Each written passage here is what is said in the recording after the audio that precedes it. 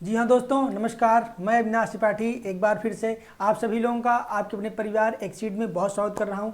आप लोग बहुत अच्छे होंगे और अपने आप को और अच्छा करने के लिए आप लोग लगातार प्रयास कर रहे होंगे। हम आपके बीच आज एक बहुत ही आकर्षक मुद्दा लेकर के आए हैं। एक ऐसे व्यक्ति के बारे में हम चर्चा करने वाले हैं, इसके जीवन से हम बहुत कुछ सीख सकते हैं। आप लोगों ने 3 इडियट्स मूवी देखा होगा, उसके बाद आपके दिमाग में एक कॉन्सेप्ट आया होगा कि उसमें हमने ये देखा था कि हमको जो मन लगे वो काम करना चाहिए। इंजीनियरिंग में आर माधवन का मन नहीं लग रहा था, उसने इंजीनियरिंग छोड़ करके और फोटोग्राफी का काम किया था। लेकिन इसका एग्जाम्पल हमारे पास बहुत पहले आ चुका है। हमारे महोदय आप देख रहे हैं, एमडीएच मसालों के बेताज बादशाह, एमडीएच मसालों के जनक के रूप में, एमटीएच मसालों की पहचान के रूप में हम लोग जानते हैं हमारे देश के धर्मपाल गुलाटी जी को। ये जो हम लोग आज के दौर में तारे जमी पर और ये 3 इडियट जैसी मूवी को देख करके हमने सीखा था कि अपने मनमाफिक चीज़ करनी चाहिए, उसको इन्होंने बहुत पहले कर दिया था। तो आज की क्लास में मैं आपको बताने वाला हूं, आज की इस वीडियो में आप जानेंगे कि कैसे हमारे यहाँ मसाला किंग के नाम से धर्मपाल गुलाटी नाम का एक व्यक्ति फेमस होगा, किन परिस्थितियों में अब पाकिस्तान से भारत आएगा, कैसे यह पहले तांगा चलाएगा, बाद में सर पे रख करके गुड़ बेचेंगे और आज भारत के महानतम या बड़े से बड़े मसाला कंपनियों में इनकी कंपनी का नाम शुमार होता है एमडीएच। और ख़ास तौर में आज आपको बताऊंगा एमडीएच मसाले का फुल फॉर्म, जो कि बहुत कम लोग पहले से जानते रहे होंगे। तो आज हम जानने वाले हैं महाशय धर्मपाल गुलाटी के बारे में, जो कि तांगा चलाने से मसालों के बादशाह तक का सफ़र इन्होंने तय किया था। पहले तांगा चलाते थे, बाद में मसालों के व्यापार तक का इन्होंने सफ़र तय किया था। आपने देखा होगा, जब भी आप खाने के टेबल पर बैठते हैं, जब भी आप खाने को लेकर के क्या बनाना है ये सोचते हैं, तो पहले आपके दिमाग में मसाला ही आता है कि खाने में कौन सा मसाला डाला जाता है। जब आप कहीं अच्छा खाना खाते हो तो पहला प्रश्न ये होता है कि खाने में क्या अच्छा, कौन सा मसाला आपने डाला था, हल्दी किस कंपनी की डाली थी, जीरा किस कंपनी का डाला था। इन सभी बातों पे मैं आज चर्चा करूंगा आपके साथ। आप देख रहे हैं एक ऐसे व्यक्ति के बारे में आज आपको बताने वाला हूं, जब आप इनको देखेंगे, रौबदार मूछें, राजस्थानी पगड़ी, एकदम वेल मेंटेन कपड़ा और एकदम सफ़ेद रंग की माला पहनी हुई ये व्यक्ति आपको टीवी पर अक्सर हमेशा बल्कि एमडीएच मसालों का प्रचार करते दिख जाएंगे। कभी ये किसी छोटी बच्ची को आशीर्वाद देते दिख जाएंगे, कभी आपको दो नए नए साधुस्ता जोड़े को आशीर्वाद देते दिख जाएंगे, कभी एक बड़े से रेस्टोरेंट में आपको अपने मसाले की स्वाद के बारे में जिक्र करते दिख जाएंगे। यानी ये एक ऐसे व्यक्ति हैं जिन्होंने कि बहुत करीने से, बहुत मेहनत से अपने एम्पायर को खड़ा किया था। इनके विषय में लगातार चर्चा करूंगा, ध्यान देंगे। एक तरफ से सारी चीज़ों पे हम लोग चर्चा करेंगे इनको लेकर के। आपको पता है इनको मसाला किंग कहा जाता है, महाशय धर्मपाल गुलाटी इनका नाम है। तांगा चलाने से लेकर के मसालों के बादशाह बनने तक का सफर इन्होंने तय किया था। हम देखेंगे इनका पूरा परिचय। इनका नाम होता है महाशय धर्मपाल गुलाटी। इनके पिताजी का नाम था चुन्नीलाल गुलाटी, इनकी माता का नाम था चानन देवी और इनका जन्म हुआ था 27 मार्च 1930 को पाकिस्तान यानी सियालकोट में। देख रहे हैं यहाँ पे सन लिखा है 1923, यानी भारत की आज़ादी के पहले की बात है, तब भारत का विभाजन नहीं हुआ था। यानी इनका जन्म अविभाजित भारत के सियालकोट में हुआ था, जो आज पाकिस्तान में है। और इन पर चर्चा क्यों मैं कर रहा हूँ, आज इतने ज्वलंत मुद्दा क्यों बन गए हैं, क्योंकि अभी 3 दिसंबर को इनकी क्या हुई है, मृत्यु हुई है। तो आपको पता होगा जब 1947 का वह दौर, जब विभाजन का दौर चल रहा था, भारत पाकिस्तान नाम के 2 राष्ट्रों का उदय हो रहा था, उसी भर्त्सना, उसी दुख से ये भी क्या पीड़ित थे। इनको भी पाकिस्तान छोड़ करके भारत आना पड़ा था। ये पाकिस्तान के सियालकोट से 7 सितंबर 1947 को अमृतसर आए थे और अमृतसर से इनका भारत में जीवन यापन शुरू होता है। लेकिन हम उनको क्रम से जानेंगे। सबसे पहले हम जानेंगे विभाजन के पहले का इनका जीवन। यहाँ पर मैंने साफ साफ देख रहा लिखा है कि एफएमसीजी सेक्टर में सर्वाधिक वेतन लेने वाले सीईओ बने थे ये। आप इनको विषय में क्या खास बात क्या है कि ये जो हैं अपने समय में सर्वाधिक वेतन लेने वाले सीईओ होने का दर्जा इनको प्राप्त हुआ था एफएमसीजी सेक्टर में। कमेंट करके आप लोग मुझको बताएंगे कि एफएमसीजी का फुल फॉर्म क्या होता है। विभाजन के पहले इनका जीवन क्या था, ध्यान देंगे। ये इनका जन्म होने के बाद ये पढ़ाई में इनका ज़्यादा मन लगता नहीं था। ये 10 साल की उम्र में इन्होंने 5वीं तक की पढ़ाई करने के बाद अपनी क्लास छोड़ दिया था, क्योंकि इनके गुरुजी ने इनको क्लास में कूट दिया था, मार दिया था। वापस घर आते हैं, पिताजी चिंतित हो गए, चुन्नीलाल जी चिंतित हो गए कि बच्चा क्या करेगा आगे। उसके बाद उन्होंने कई अलग अलग जगहों पे क्या किया गया, इनका पढ़ने के लिए भेजा गया, पढ़ नहीं पाए, काम करने के लिए बहुत जगह इनको भेजा गया, लकड़ी के कारखाने में भेजा गया, कागज़ की फैक्ट्री में भेजा गया, बहुत सारी जगह पे काम करने गए, लेकिन इनसे कुछ काम हो नहीं पाया। आखिर में इनके पिताजी ने इनको अपने धंधे में ही लगा लिया। और इनका धंधा क्या था, तो सियालकोट में ये लोग एक दुकान चलाते थे मसालों की, जिसको देगी दी हट्टी कहा जाता था। क्या कहा जाता था उसको? देगी दी हट्टी। हट्टी का मतलब होता है हाट या दुकान, यानी इनके दुकान को देगी दी हट्टी कहा जाता था।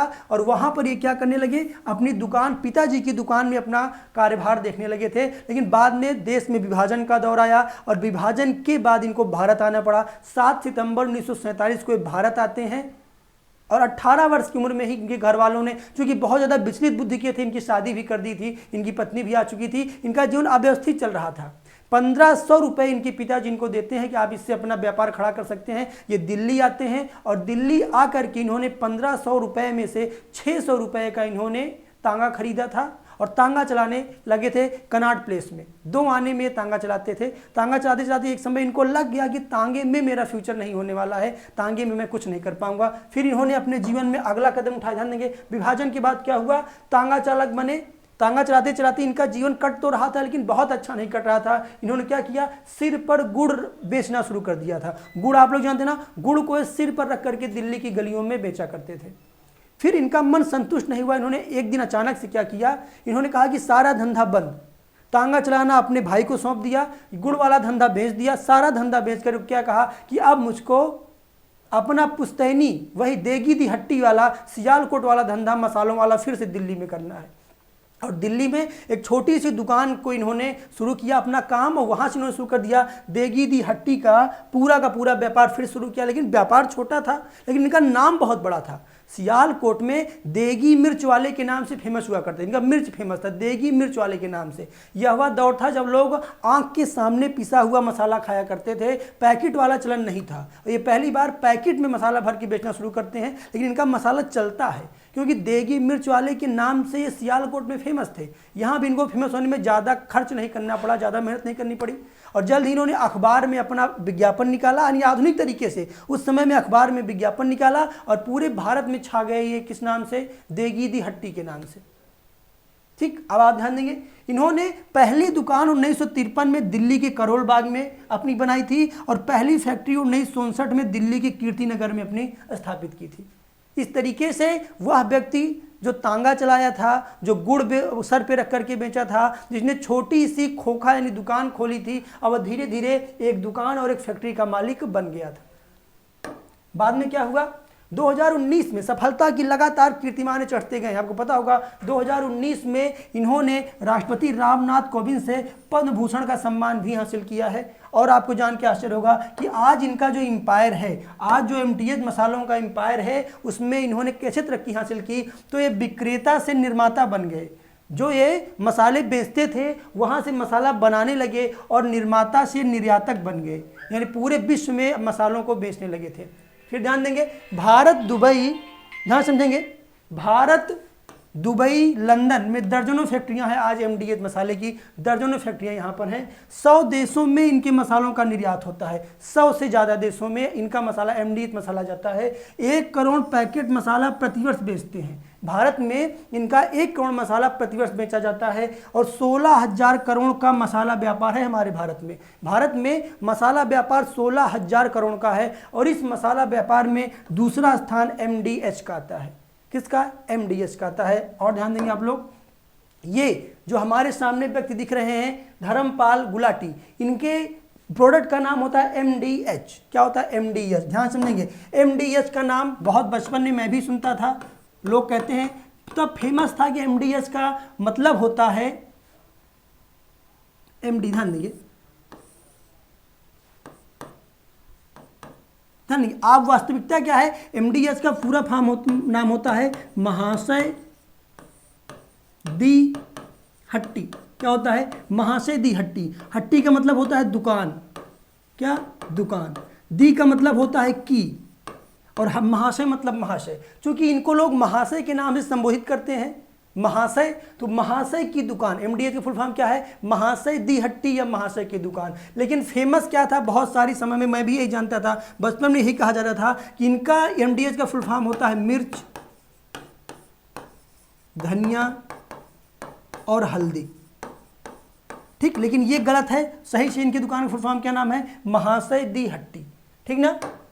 तो आप लोग को जान के बड़ा आश्चर्य होगा कि वह व्यक्ति जिसका पढ़ने में मन नहीं लगता था, जिसने 5 साल की उम्र में पढ़ाई, जिसने कक्षा 5 में पढ़ाई छोड़ दी, 10 वर्ष की उम्र में, 18 वर्ष में उसकी शादी कर दी गई, जिस व्यक्ति ने विभाजन का दर्द देखा, जो व्यक्ति तांगा चलाया था, जो व्यक्ति गुड़ सर पे रख के बेचा था, आज 16,000 करोड़ के मसाले के भारत में जो व्यापार है उसमें नंबर 2 पे इनका स्थान आता है।